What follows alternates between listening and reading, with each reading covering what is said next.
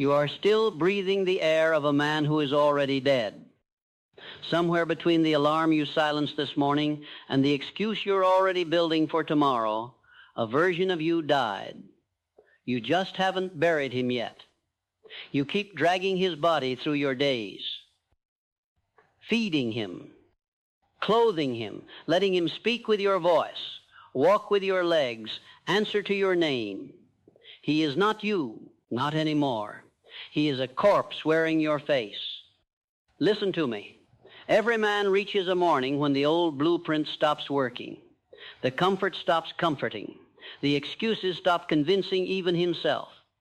And in that morning, something ancient inside him whispers the truth he has spent years running from. The man you were is already dead.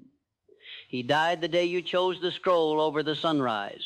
He died the day you called exhaustion rest and rest laziness and never noticed the difference. He died the day you looked at the mirror and negotiated with what you saw instead of demanding more from it.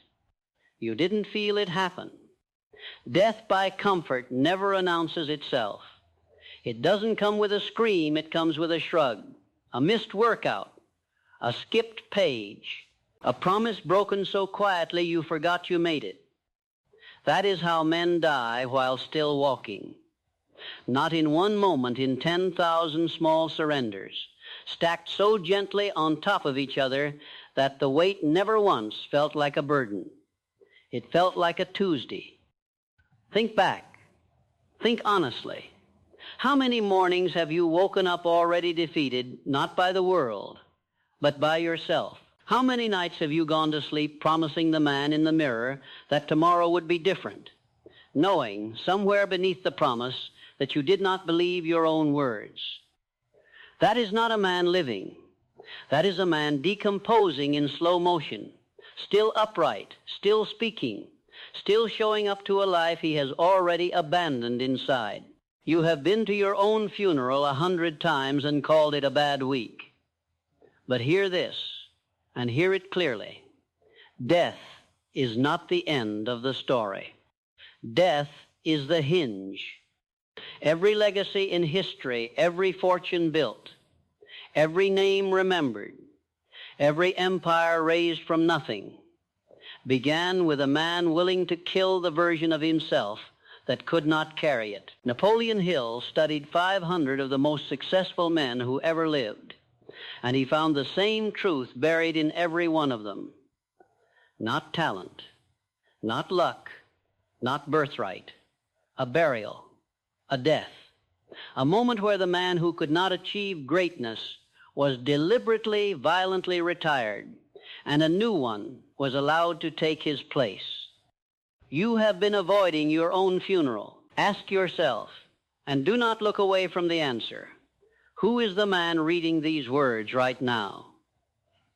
Is he the one who has broken more promises to himself than to anyone else on earth? Is he the one who knows exactly what he should be doing and does the opposite and calls it tomorrow? Is he the one who has rehearsed his own excuses so many times they now sound like reasons?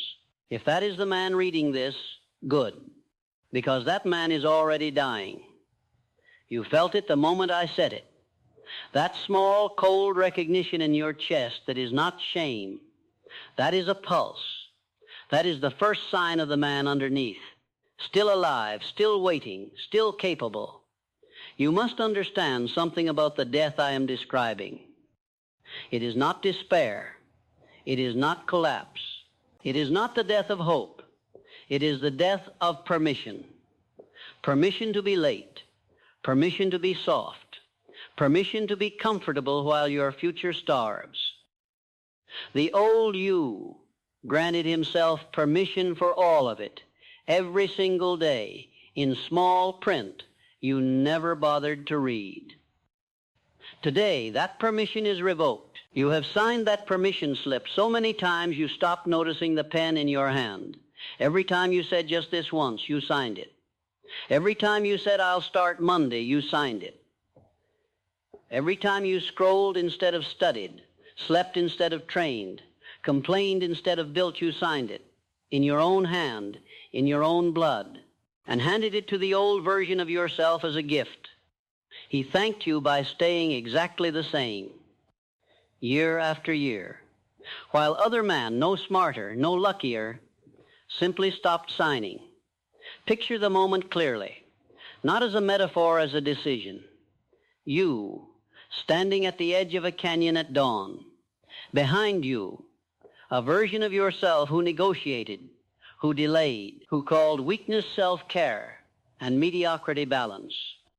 Ahead of you, across an impossible gap, a bridge built not from wood or stone, but from every book you were too tired to open, every hour you were too tired to train, every discipline you postponed until the right time. The bridge is already built. It has been built the entire time, waiting for you to walk on it. You simply refused to look at it, because looking at it meant admitting the old you could not cross. He can't. He was never meant to. He was only ever meant to die here, at the edge, so that something stronger could be born and walk forward without him. Look at the bridge again. Every book you refused to finish is a plank you left unlaid. Every early morning you traded for 10 more minutes of sleep is a stone missing from the arch. The bridge is not incomplete because you lack the materials. It is incomplete because the old man kept pocketing them for comfort instead of laying them down for passage. You have been standing at the edge of your own greatness for years, calling the gap bad luck, calling the missing plank circumstance, when the truth was simpler and harder to admit. You were the one hoarding the very things that would have finished the crossing. Let him die. Let him die the way every seed dies before it becomes a tree, not destroyed, but transformed, not erased, but consumed and rebuilt into something with roots and height and shade for other men to stand beneath one day. You are not losing anything today. You are shedding a weight you mistook for a body. Understand this distinction, because it is the one the old man never allowed you to see clearly. Loss is when something valuable is taken from you against your will. This is not loss. This is surrender willing, deliberate, chosen. You are not being robbed of the old version of yourself. You are releasing him, the way a man releases a grip he has held so long his knuckles have gone white, not realizing the object he clutched was never precious. It was only familiar. And familiarity is the most convincing disguise weakness ever wore. Here is what the new man carries, that the old man never could. The old man carried excuses. The new man carries discipline like a second skeleton, invisible, unbreakable, holding him upright when everything else in him wants to fold. The old man carried the opinions of people who never built anything themselves. The new man carries silence, the kind that doesn't need applause to keep moving. The old man carried comfort like a blanket. The new man carries comfort like a debt, something to be paid off, not curled up in. You must choose today which man you are feeding. You must choose today which man you are burying. You must choose today which man crosses that bridge, because only one of you is allowed to reach the other side. There is a moment, right before a man finally changes, where both versions of him exist at once. The old one, still whispering that it's easier to stay. The new one, silent, patient, simply waiting to be chosen. That moment does not last. It cannot last. One of them will win, and the other will fade, not with a final battle, not with a dramatic collapse, but with the quiet, unremarkable defeat of simply being ignored one day too many. Decide today which one you starve. Napoleon Hill wrote that every failure carries within it the seed of an equivalent benefit. He was not being poetic. He was describing exactly what is happening to you right now, in this moment, as you listen to these words instead of scrolling past them. The failure of the old version of you, his softness, his delay, his broken promises, is not wasted. It is fuel. It is the material the new man will build his bridge from. Every collapse becomes a beam. Every wasted year becomes a lesson carved into stone. Nothing is lost. It is only transformed the way coal becomes pressure, becomes diamond. The way a corpse becomes soil, becomes root, becomes tree. You are not starting from zero. You are starting from every death you have already survived without noticing. Count them. Count the deaths you have already lived through and mistaken for defeat. The job that ended and felt like the world collapsing, that was a death, and you are still here. The relationship that broke you open and left you certain you would never recover, that was a death, and you are still here. The year you called your worst, the one you still don't talk about, that was a death, and you are still here. You are not a man who is afraid of dying. You have already died a dozen times and walked forward anyway. The only difference now is that this death, the death of the old, comfortable, excuse-making version of you, is one you get to choose. Every death before this one happened to you. This one, you commit yourself. So I will not ask you to try harder today. Trying is what the old man did half-heartedly, with one foot still in bed and one eye still on the clock, waiting for permission to quit. I will ask you to bury him instead. Bury the version of you that negotiates with mirrors. Bury the version of you that mistakes tired for done. Bury the version of you that has more excuses memorized than goals written down. Dig the grave today, not next week, not when things calm down. Today, because things will never calm down. And the man waiting to be born does not have the patience of the man who is dying. Do not mourn him for long. Every hour spent mourning the old version of yourself is another hour the new one spends unbuilt, unused, unwalked. Grief has its place. But grief for a man who chose his own smallness is not grief, it is delay, wearing a softer name. Bury him properly. Give him this one moment of silence. This one final acknowledgement that he existed, that he tried in his limited way, that he was not evil, only unfinished, and then turn from the grave and do not look back at it again. Now walk with me into the hallway. You have seen it before. In dreams you dismissed as nothing. In daydreams you interrupted with your phone. A long marble corridor, lit gold from windows too high to see the sky through. Portraits line both walls, floor to ceiling, gilded frames catching the light. These are not strangers. Look closer. These are the men who did what you have only imagined, who chose their own burial before comfort could bury them first. Some of them you know by name. Most of them you don't, because history does not remember every man who crossed his bridge. It only remembers the destination he reached once he arrived. But every single one of them, before the portrait, before the name, before the legacy, stood exactly where you are standing now.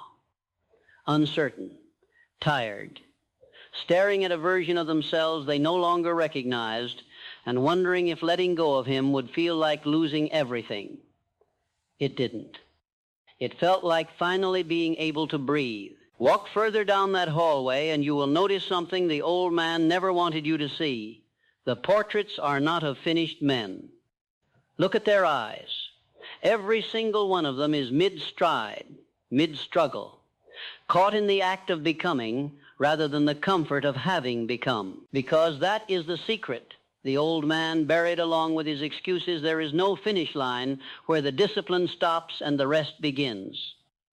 There is only the walking, the crossing, the daily, unglamorous choice to keep laying planks on a bridge that never fully completes itself. Because a man worth remembering never stops building. You feared this once. You thought legacy meant arrival, a single golden moment, where the struggle ends and the reward simply appears, uncontested, permanent. That is the lie the old man told you to justify his stillness. Why fight now if the fight never ends? because the fight is not the enemy. The fight is the proof you are alive. Men who stop fighting do not find peace. They find the same slow decomposition you have been living inside for years, only now with no bridge left to walk across. Look at the portrait nearest you, a man in a gray coat, book in hand, eyes fixed on something beyond the frame, beyond the canvas, beyond the moment the painter captured him in.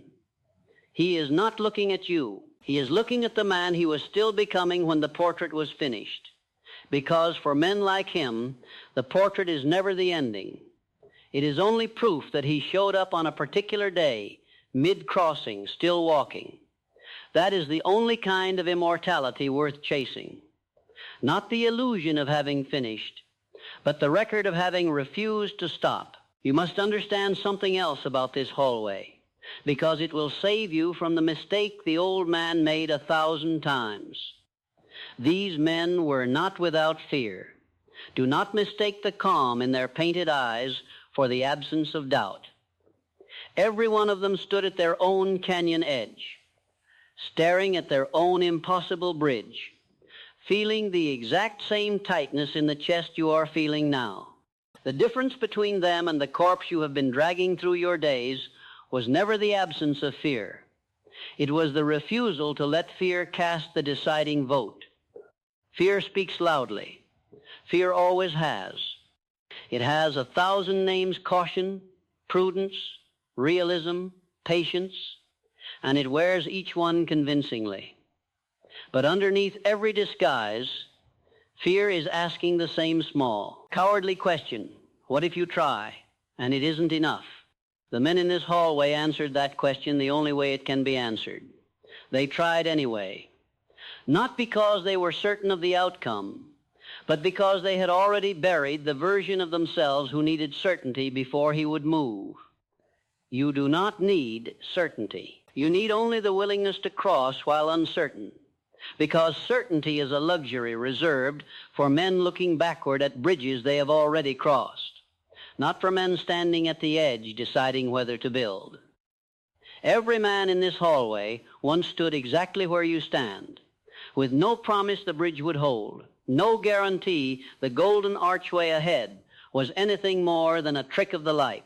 They walked anyway, not blindly, deliberately, one plank at a time, one discipline at a time, one buried excuse at a time, until the distance behind them grew longer than the distance ahead, and turning back stopped being a temptation and started being simply impossible.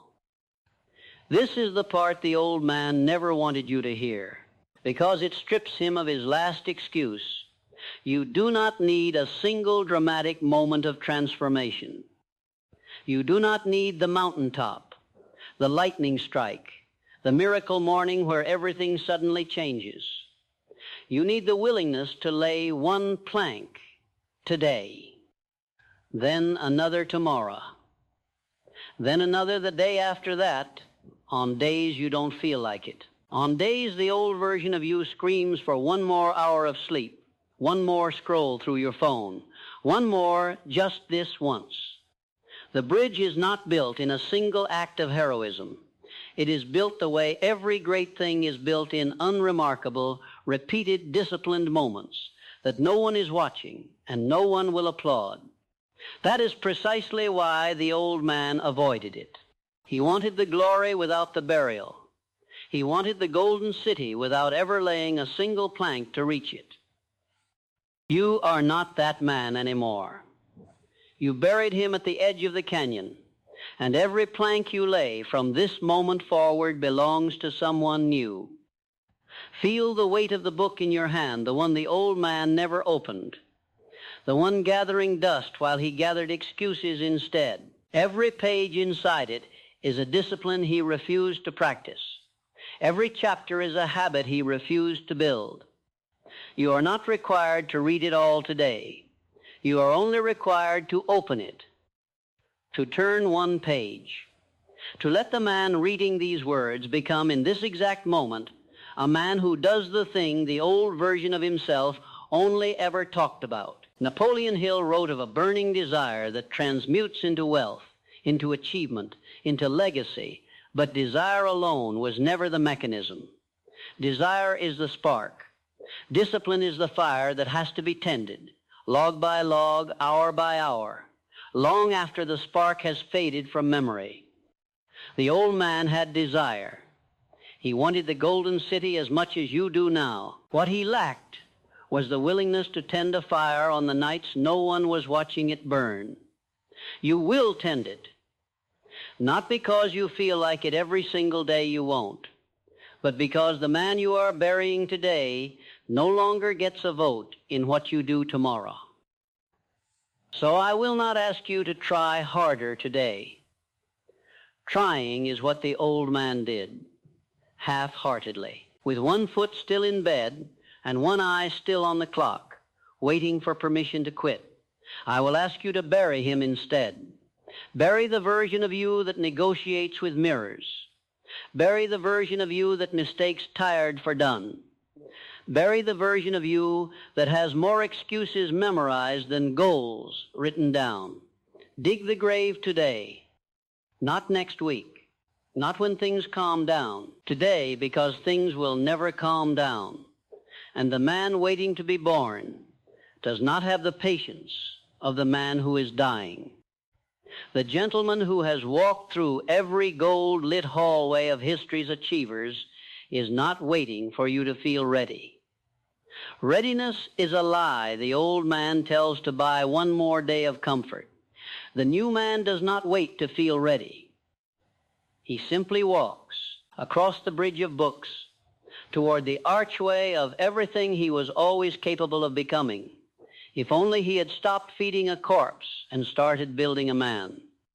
Somewhere ahead of you, across that bridge, in that golden city you have glimpsed only in the moments when you let yourself dream honestly, there is a version of your life that the old man could never have reached, not because it was hidden, not because it was reserved for other men, luckier men, smarter men, because he was never willing to die for it. You are. The man you were is already dead. The only question left is whether you will bury him or keep dragging him through the rest of your life, wondering why nothing ever changes, why every year feels like the last, why the mirror keeps showing you the same tired eyes. Bury him, and let the man underneath finally stand up.